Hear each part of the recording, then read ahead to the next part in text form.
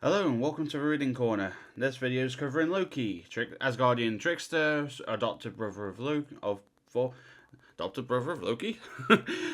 uh, Loki, the adopted brother of Thor, and villain, anti-hero, and strategist in this particular game. So this story is titled Destined Kingship.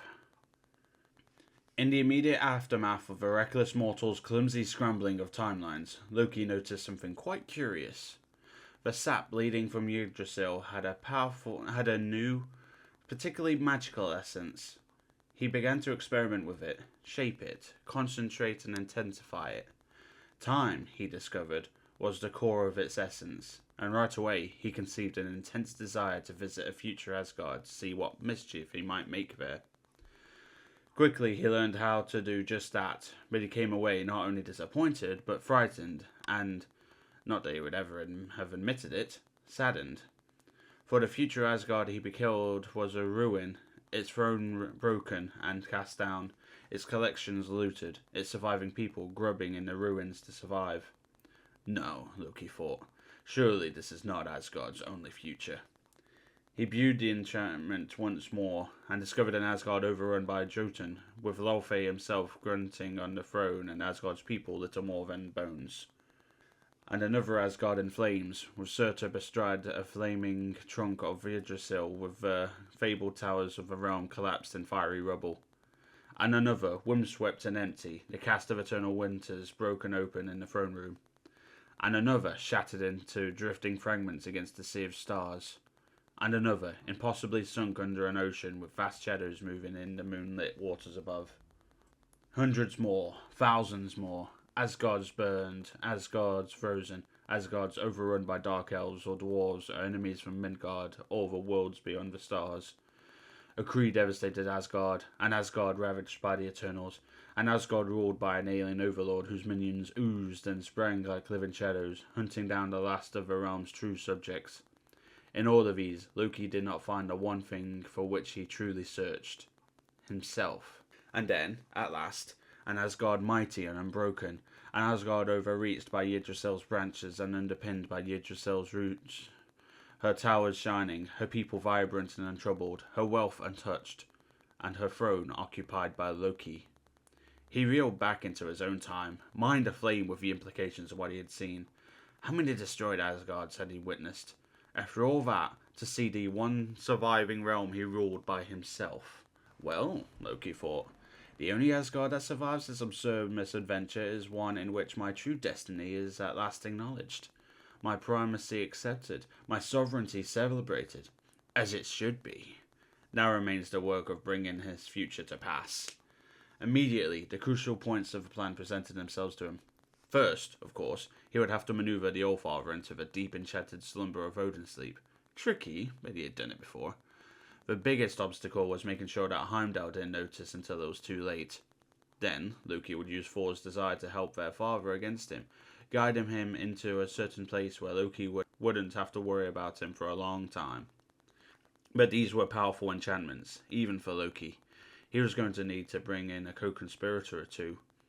It would be easy enough to betray them and rid himself of them later, but for a brief time they would be useful. Canilla, of course.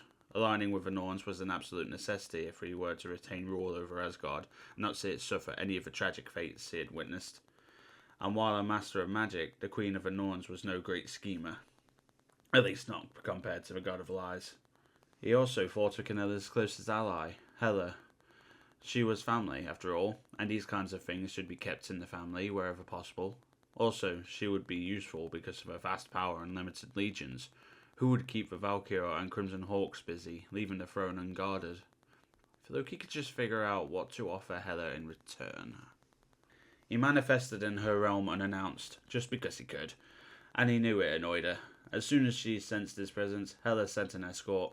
This time, it was a retinue of fallen Asgardian warriors riding skeletal horses and singing the ghostly songs of the Asgardian dead who never made it to Valhalla. To the accompaniment of these mournful, scadodent strains, Loki followed his escort to Hela's throne. In this kingdom, bones twisted by dark magic paved the path for her, to her castle, while particularly favoured souls became feasts for her Asgard crows. Loki hated the decor even more than he hated the thought of Thor sitting on the throne of Asgard.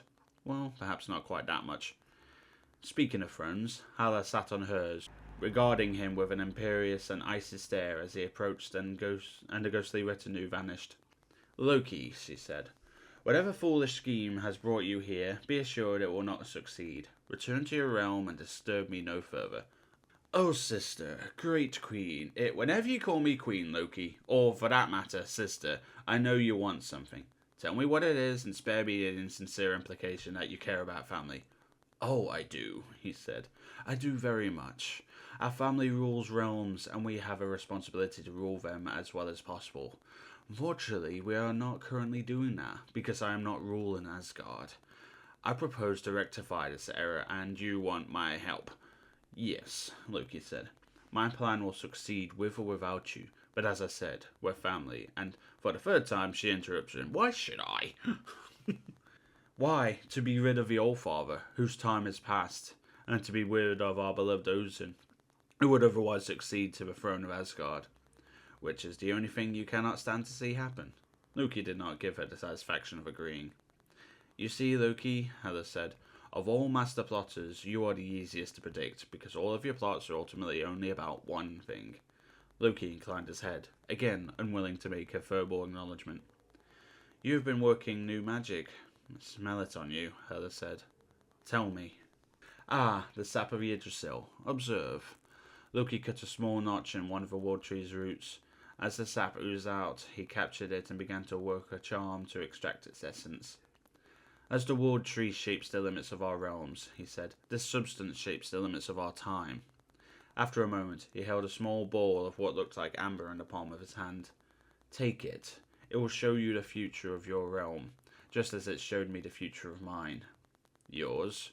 You speak of Asgard? Yes, Loki said. That is why I wanted to see you.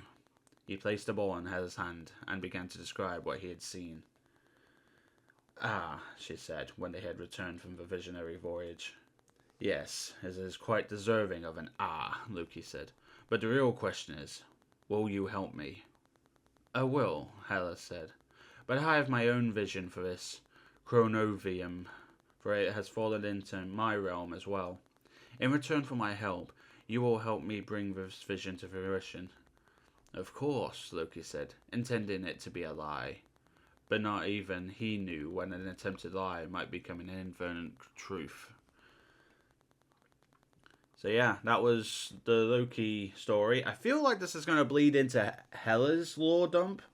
When I get to her, I'll see how it ties in. I have a fit, but basically that explains Loki's whole stance on taking over Asgard in this game, which sounds like he's got his own reasons, and they're pretty straightforward. Every future he's seen, Asgard is in ruins, except the one where he's ruling it.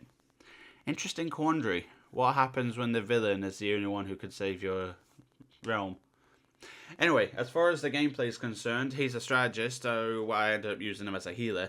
Not my favourite healer to date. I mean, while Stagger was allowed me to literally just fling daggers willy-nilly, this one is more precise. Greater healing, but in short bursts.